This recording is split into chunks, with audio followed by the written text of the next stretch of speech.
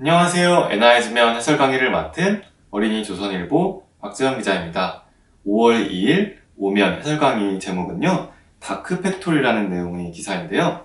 어떤 내용이 담겼는지 같이 한번 기사 읽어보면서 살펴보도록 하겠습니다.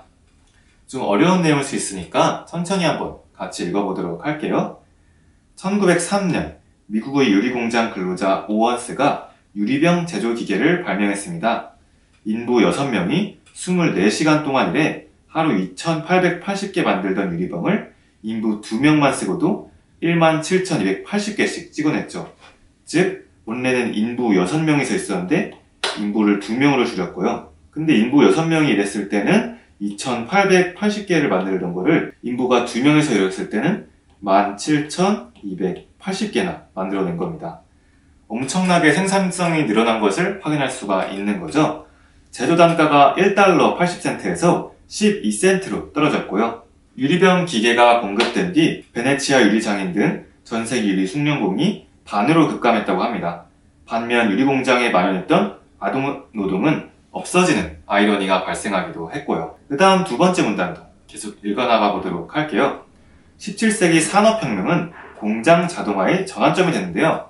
여기서 잠깐 산업혁명이 무엇인지 같이 짚고 넘어가 보도록 할게요. 산업혁명, 지식이 팡팡에 적혀져 있는데요. 산업혁명이란 18세기 중반부터 19세기 초반까지 영국에서 시작된 사회적 변화와 기술적 혁신을 의미합니다. 그리고 이에 영향을 받아 변한 인류 문명을 가리키고요. 18세기 영국에서는 제임스 와트가 증기기관을 개량해 대량 생산을 시작했는데요. 이를 산업혁명의 출발점으로 본다고 합니다.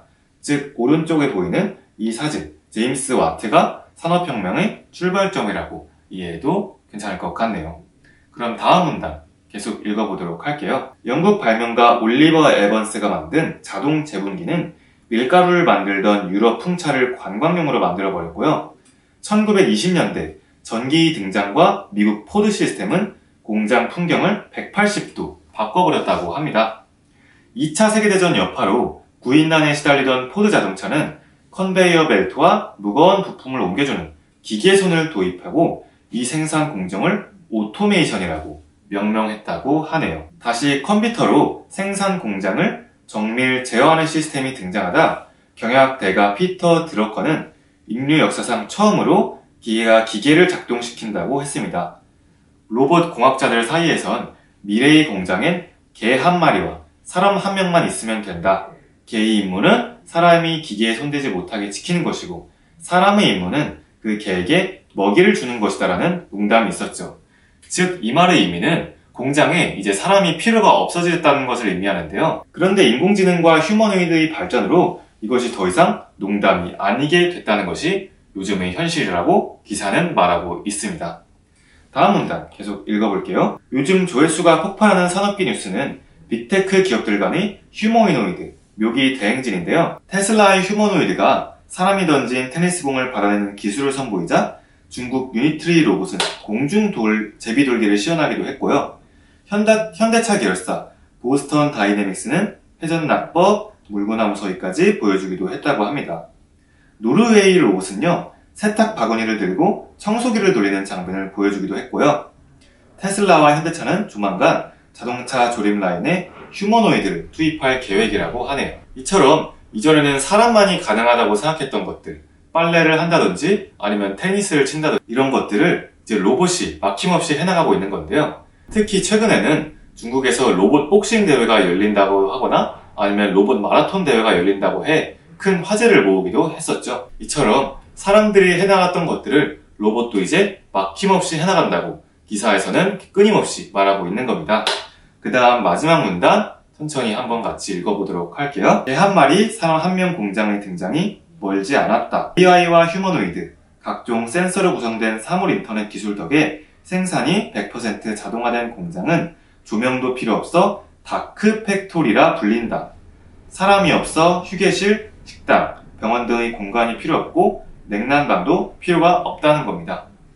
중국 샤오미는 이미 이런 수준의 다크 팩토리를 구축해서 컴컴한 생산 라인에 초당 한 대꼴로 최첨단 스마트폰을 찍어내고 있고요. 즉, 사람이 아무도 없는 공장에서 기계들끼리 열심히 뚝딱뚝딱 핸드폰을 만들어낼 수 있다는 겁니다. 이처럼 기술 발전 속도는 정말 무서울 정도인데요.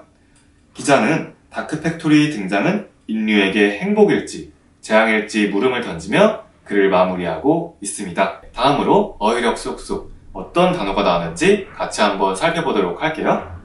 우선 자동화라는 단어가 나왔는데요. 자동화는 스스로 자, 움직일 동, 될 화자를 써서 다른 힘을 빌리지 않고 스스로 움직이거나 작용하게 된다는 뜻입니다. 따라서 이에 대한 예문으로는요. 그 공장은 자동화 시스템이 있다 라고 예시를 들어줄 수 있겠고요. 그 다음 제어는요. 절제할 제에 거느릴 어자를 써서 기계가 설비나 목적에 알맞은 작용을 하도록 조절한다는 뜻인데요. 예를 들어서 엔지니어가 설비를 제어하고 있다 라고 들어줄 수 있겠네요. 그 다음 마지막 단어 기술은요. 제주 기자에 제주 술자를 써서 과학 이론을 적용해 사물을 생활에 유용하도록 가공하는 수단을 말합니다. 따라서 최근 로봇 기술이 많이 발전했다 라고 예를 들어줄 수 있겠네요. 다음으로 문해력 쑥쑥 세 문제 같이 한번 풀어보도록 하겠습니다. 첫 번째 문제인데요.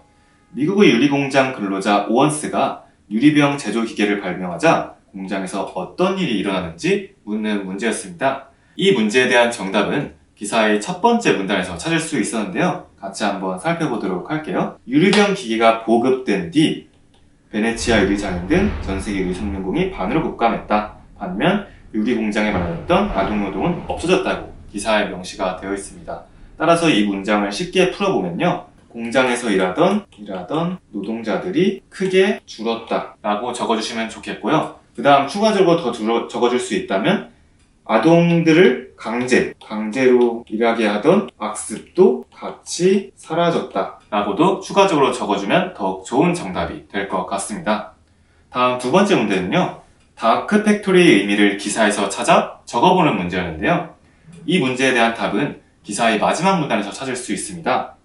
바로 이 부분에 다크팩토리 어휘가 나오는데요. 다크팩토리는 AI와 휴머노이드, 각종 센서로 구성된 사물 인터넷 기술 덕에 생산이 자동화된 공장은 조명도 필요 없어 다크팩토리라 불린다 라고 명시가 되어 있습니다. 따라서 이 문장을 그냥 쉽게 풀어보면은 사람이 없고 로봇, 기계, 인터넷이 돌리는 공장이라고 적어줄 수 있겠네요. 그 다음 마지막 문제인데요. 모든 것을 기계가 하는 자동화 시대에도 사람이 직접 해야 하는 일은 무엇인지 묻고 있습니다. 저는 이 문제에 대한 답으로 두 가지를 떠올려 볼 수 있었는데요. 첫 번째는 도덕적 판단이 필요한 일이었던 것 같습니다. 예를 들어서 정치인과 판사를 떠올릴 수 있었는데요. 예컨대 판사가 로봇 판사라고 해볼게요. 그러나 아직까지 대부분의 사람들은 로봇이 우리 인간에게 판결을 내린다는 점을 받아들이지 못하는 사람이 많을 것 같습니다. 따라서 도덕적 판단이 필요한 일은 사람이 아직까지 직접 해야 한다고 예를 들어봤고요. 그 다음 두 번째는 공감과 감정이 필요한 일입니다. 예를 들어서 선생님이나 심리 상담사를 들 수 있었는데요. 물론 로봇이 사람들을 가르칠 수는 있지만 어떠한 공감, 정서적 반응까지 이끌어내기에는 아직 어려운 점이 많을 수 있겠죠. 따라서 선생님과 심리 상담사는 아직 로봇이 한다기보단 사람이 해야 한다는 생각을 할 수 있겠네요. 이외에도 여러분은 자동화 시대가 되더라도 사람이 반드시 해야 하는 일은 무엇이라고 생각하는지 답안지에 마저 적어주시기 바랍니다. 이상으로 오늘의 해설 강의 마치도록 하겠습니다. 감사합니다.